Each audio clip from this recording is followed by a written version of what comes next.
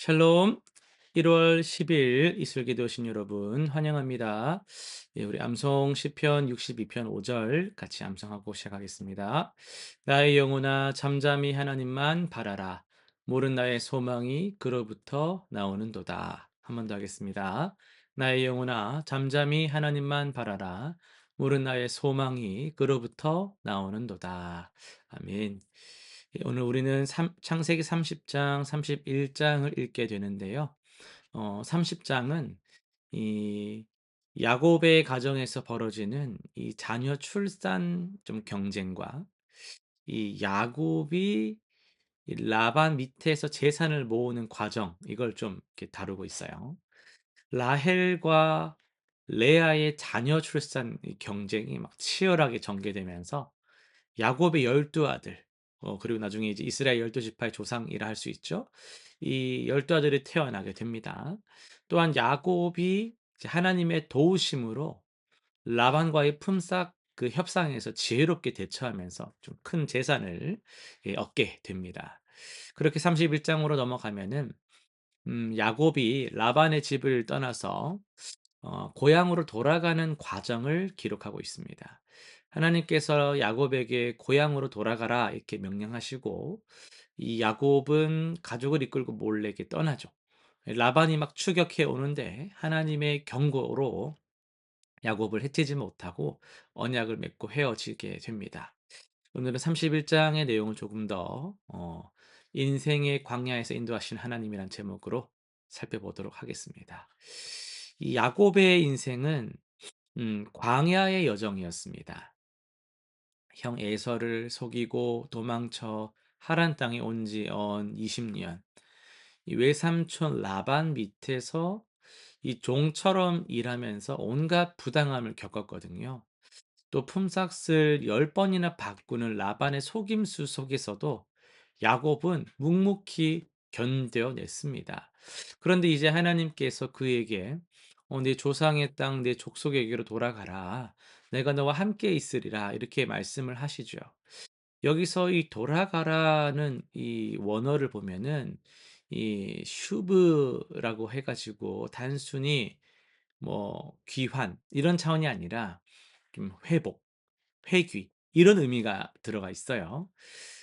야곱이 하란으로 도망칠 당시에는 좀 빈손이었잖아요. 막 도망갔으니까. 근데 이제 돌아갈 때는 빈손으로 갔다 빈손으로 돌아오고 이런 게 아니라 두 아내와 또 11명의 또 아들 그리고 수많은 양과 소를 거느린 큰 부자가 되어 있었던 것이죠.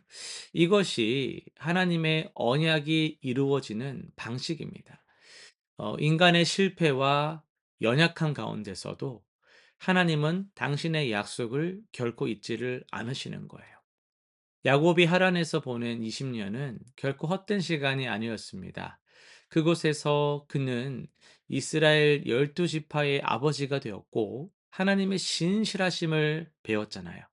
라헬과 레아의 치열한 막 경쟁 속에서 태어난 12아들은 인간적으로는 좀 불안정한 가정의 산물이다. 이렇게도 볼 수 있는데 또 하나님의 이런 구원, 구속사적인 관점에서는 하나님 나라를 이룰 거룩한 백성의 출발, 시작이라고도 할 수 있습니다. 뭐 루벤, 시몬, 레위, 유다 뭐 이렇게 이름들 하나하나가 훗날 이스라엘의 역사가 될 줄 그 당시 누가 알았겠냐는 거죠. 31장 11절에서 13절에서 보면요. 하나님의 사자는 꿈에 야곱에게 나타나서 나는 베델의 하나님이라 이렇게 선포를 하잖아요. 베델, 뭡니까? 야곱이 형을 피해 도망치던 그날 밤 돌베개를 베고 잠들었던 그곳 사닥다리 환상 보면서 '아 하나님 여기 과연 여기 계시거늘 내가 몰랐네.' 라고 고백했던 바로 그곳입니다. 하나님은 야곱에게 "베델에서 네가 기둥에 기름 붓고 거기서 네게 서원한 일을 기억하라." 이렇게 상기를 시킵니다. 얼마나 놀라운 은혜예요. 야곱이 하나님을 깜빡하고 뭐 잊어버렸을 때도 하나님 야곱 안 잊었다라는 거잖아요. 라반의 집에서 부당한 대우받으며 지친 날들 속에서도 하나님은 야곱의 수고를 보셨고 그의 재산을 늘려 주셨어요. 하나님이 외삼촌의 가축을 빼앗아 내게 주셨느니라. 이 야곱의 고백처럼 인간의 불의 한가운데서도 하나님의 공의는 하나님의 방식으로 이루어집니다. 하지만 우리가 주목해야 될 것은 야곱이 여전히 두려움 속에 살았다라는 사실입니다. 그는 라반에게 고하지 않고 몰래 도망쳤습니다. 20년 전 에서를 피해 도망쳤던 그때처럼 말이죠.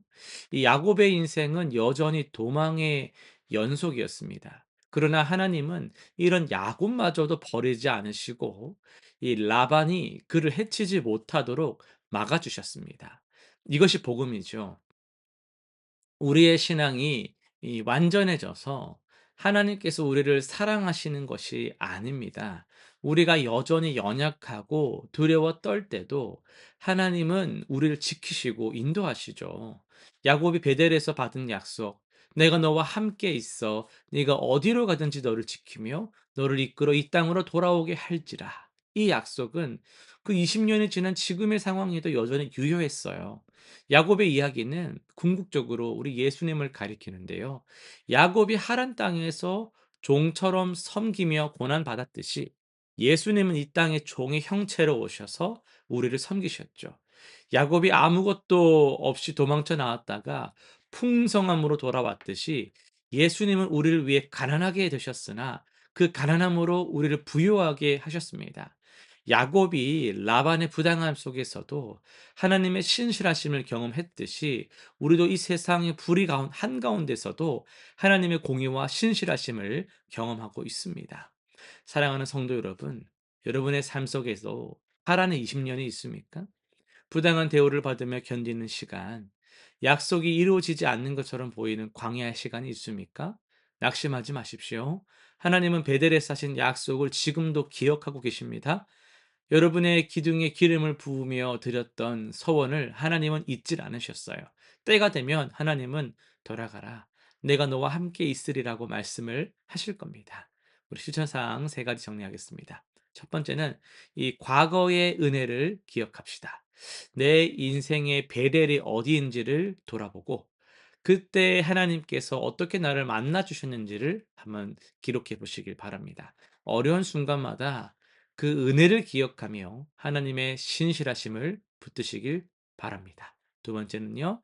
불의한 상황 속에서도 성실한 삶을 살아갑시다. 야곱처럼 부당한 대우를 받는다 해도 하나님께서 보고 계신다. 하나님께서 알고 계신다라는 것을 믿으면서 맡은 일에 최선을 다하시길 바랍니다. 하나님은 우리의 수고를 결코 헛되게 하지를 않으십니다. 세 번째는요, 하나님의 때를 기다립시다. 아직 약속이 이루어지지 않았다고 더디 이루어진다라고 조급해하지 마시고 20년을 기다린 야곱처럼 하나님의 시간표를 신뢰하며 인내로 나아가는 여러분 되시기를 바랍니다. 기도하고 마치겠습니다. 신실하신 하나님 아버지, 우리의 삶이 때론 광야 같을 때에도 결코 저희를 잊지 아니하시고 지켜 주심에 감사를 드립니다.